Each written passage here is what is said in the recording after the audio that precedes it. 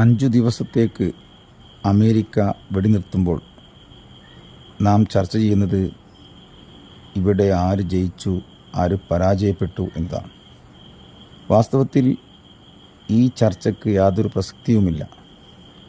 കാരണം ഇവിടെ ജയിക്കുന്നത് അമേരിക്കയോ ഇറാനോ അല്ല, മറിച്ച് ലോകമാണ്. ഈ യുദ്ധം കൊണ്ട് കഷ്ടനഷ്ടങ്ങൾ അനുഭവിക്കുന്നത് ലോകത്തിൻ്റെ നാനാഭാഗങ്ങളിലുമുള്ള സാധാരണ ജനങ്ങളാണ്.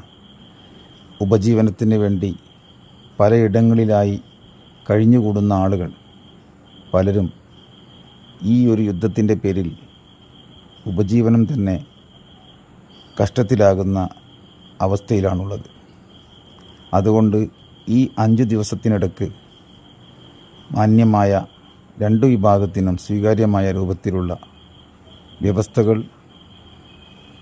കണ്ടെത്തുകയും തദടിസ്ഥാനത്തിൽ ഈ യുദ്ധം എന്നേക്കുമായി അവസാനിക്കുകയും ചെയ്യട്ടെ എന്ന് നമുക്ക് പ്രാർത്ഥിക്കാം.